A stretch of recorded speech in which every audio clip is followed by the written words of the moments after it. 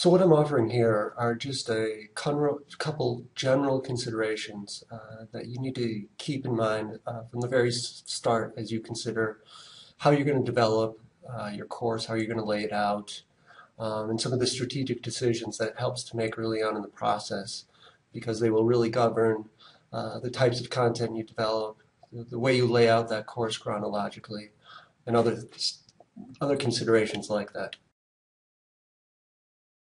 Now, the first area to sort of discuss is this whole issue of making sure that from the very start, from the first moment really a student enters a course, that they have a clear understanding of everything that they need to do over the course of that month. And in a lot of ways, I think that's perhaps a little different than your traditional on-site course. Why? There's a couple different reasons for that. One, they probably might have some sort of anxiety about moving potentially to online courses, particularly if they haven't taken one before. Also, they are aware of the asynchronous nature of the course. And what I mean by that is if you go to a traditional classroom, that time is really budgeted for you. From this time to this time, I'm going to be working on this course, the information in it. When you take an online course, it's more incumbent upon the individual student to really figure out how to budget that time, that online course activity, around the rest of their normal lives. And therefore, it's really important to give them that sense of pacing and when major assignments are due and when they need to complete exams by. It's a very important component of a course. And another possibility, I think, has to do with the fact that maybe they're more comfortable with a traditional classroom format. And so, again, there's that sense of anxiety. But irrespective of the reason, they need that sense of clarity and structure from the earliest moments of the course. And particularly here at National, when they're taking one course at a time, and many of our students are typically also working or having families and have a great deal on their plate. So when you're thinking about course design, that's where that course homepage and that the course home menu becomes incredibly important, because it's not just a matter of providing the information, but providing it in such a way that your students see it at the start, they understand how it all fits together. So you want to clearly articulate what's expected of them. What are the assignments? When are the due dates? What are they expected to produce? How are they expected to perform? And on the other side of that, and this is something that we visit several times in this course, you also need to give them a sense of clarity of what they're going to get from you. How are they going to get the responses, what format, what mechanism, and when they're going to get them. And then the last point here, the sort of next, they also need to know that what they need to do after they've looked at all the material under the course home. So if you think about the course really in two stages. The student needs this initial sort of boot up overview of everything that's going to happen. And then they need to be told, okay, now that you understand what the course is going to look like, here's what I want you to go and do next. Is it go read an assignment and then post? Is it go look at a specific content item or start in unit one? Just give them that next step. So another thing that you really have to consider when you're designing your online course is this whole idea of synchronous and asynchronous components. Now, what do I mean by that? I mean, you have different mechanisms for having your students communicate with you and communicating to your students. Obviously, you have ClassLife Pro available to you. One of the things that we've talked about over in different areas in this course really is the importance of clearly articulating, again, tying to that last slide, how you're going to use ClassLife Pro in the course, what students and when students are expected to participate. But ClassLife Pro isn't the only way to communicate to students, and it's not the only way they can communicate with you. You also have discussion boards, you have email messages, you have announcements, you have all these different tools that function asynchronously. And the point is not to say that one is the one you should always use and one is the one you should never use. More, think when you want to use both. and think about their strengths and weaknesses in helping you make that decision. So for instance, ClassLive Pro, I can talk about individual student papers, I can talk about how everybody did on a test, or I can talk about that same matter via an announcement or some other mechanism. I can lecture and provide educational content via ClassLive Pro, or I can provide it in PowerPoints or recorded lectures or other asynchronous forms. And I just want you to be very conscious of sort of some of the considerations that should power your decision of when to use one tool, when to use another.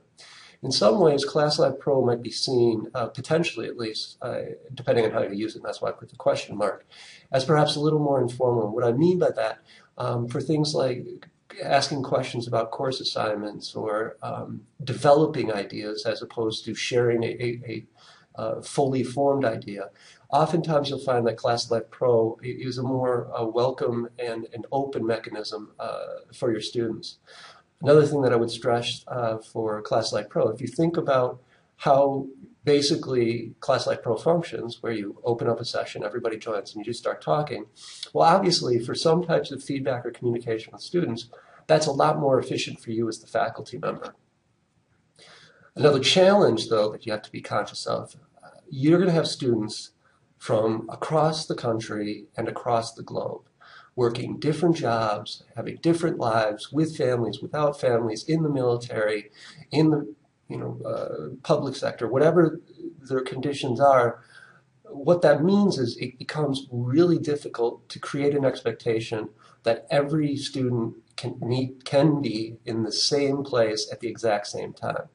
You have different answers to that. One is ClassLive Pro sessions are archived. So there's strategies that you can undertake to sort of accommodate for that.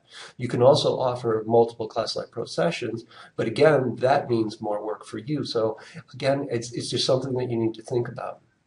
Another strength for ClassLive Pro in particular is obviously if you create a context where students themselves are talking and using the mic and presenting information, then you've offered something in this online course that you can't do with just discussion boards and other formats. You've created this expectation of oral communication and oral presentation. So that can be a very powerful tool as well.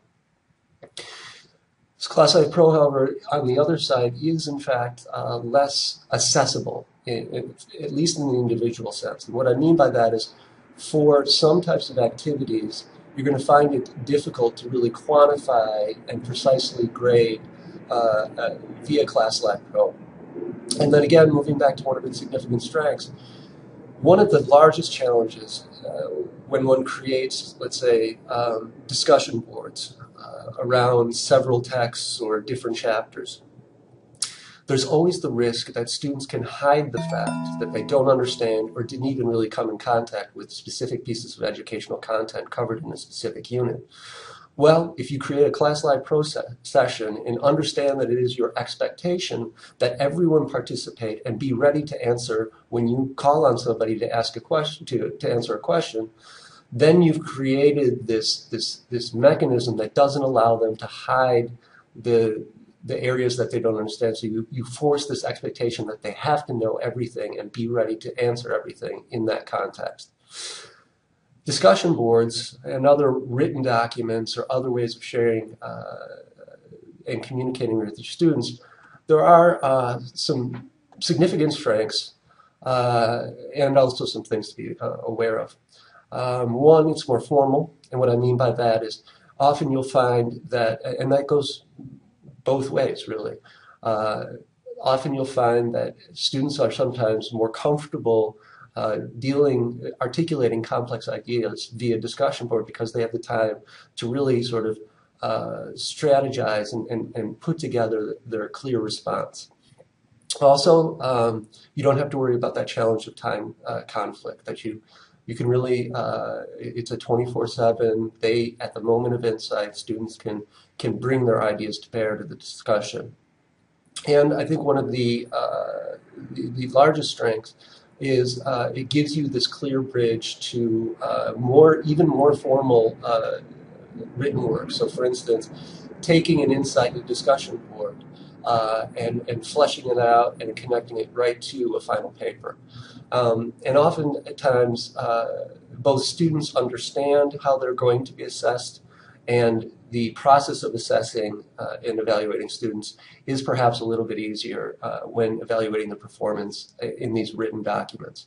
Obviously, one of the largest, well, two largest weaknesses for communicating and interacting via these discussion boards or other formats, the first is a loss of efficiency. That just talking to the students as they ask the questions is a lot faster than composing written documents or interacting via discussion board.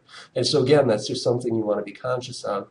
And then the other major downside, I guess one could say, about these types of materials is sometimes they lose that sense of the human touch. And oftentimes that's something students are really looking for. The last thing that I would say is that your students are increasingly mobile.